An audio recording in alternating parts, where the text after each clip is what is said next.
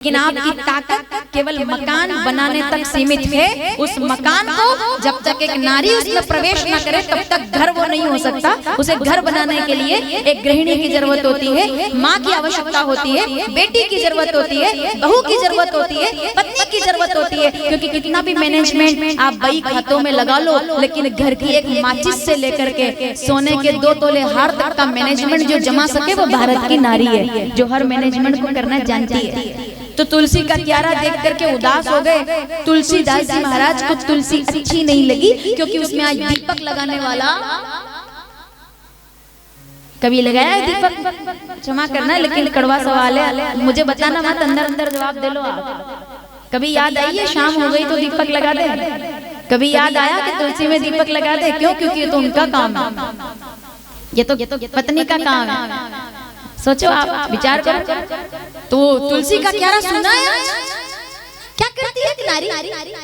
House wife क्या करती है? घर बनाती है, परिवार बनाती है, संस्कार बनाती है। तुलसी का क्यारा और उसका दीपक और घर में दरवाजे पर आने वाली गाय भी, जब घर में वो नारी नहीं रहती तब वो भी समझ जाती है कि आज कहीं गई है देवी जी, क्योंकि रोटी बाहर नहीं रखी। अगर होती तो रोटी बाहर रखती। वो गाय भी समझ जाती है, कुत्ता भी जान जाता है कि आज ये गृहिणी घर पे नहीं है, क्योंकि ये मेरे हिस्से की रोटी भी निकाल कर रखती है।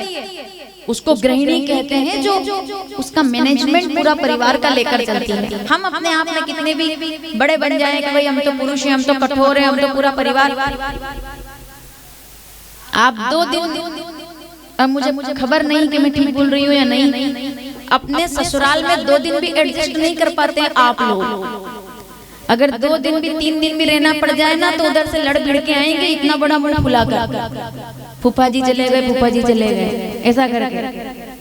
हाँ, तो मैं गलत बोल रही हूँ? 2 दिन भी अपने ससुराल में जो एडजस्ट ना कर सके उसे पुरुष कहते हैं। और 18 साल तक जिस आंगन में पली बड़ी, उस आंगन को 7 फेरों में अपने पिता के एक वचन पर, कन्यादान के आधार पर, उस घर के आंगन को त्याग करके जो उस दूसरे परिवार को अपना बनाकर लक्ष्मी बन जाती है, उसको नारी कहते हैं। इतना त्याग करती है, दूसरे घर को अपना बना लेती है। घर बदल जाता है, कमरा बदल जाता है, रसोई बदल जाती है, लोग बदल जाते हैं, माँ बाप बदल जाते हैं, रिश्ते बदल जाते हैं, जिम्मेदारी। जो बच्ची कल तक सलवार सूट पहन करके मस्ती से आंगन में खेल रही थी, आज वो इतना घूंघट लेकर के किसी परिवार की चाबी लेकर के और बहू बन जाती है, भाभी बन जाती है, चाची बन जाती है, मामी बन जाती है। ये है त्याग एक नारी का। और इसीलिए दुनिया में कहीं अवतार नहीं लेते, वो भारत की नारियों के यहाँ भगवान अवतार लेते हैं। कौशल्या सुत, देवकी नंदन, यशोदा नंदन, अनुसुईया के घर तक भगवान प्रकट होते हैं, इसीलिए क्योंकि नारियां त्याग करती है।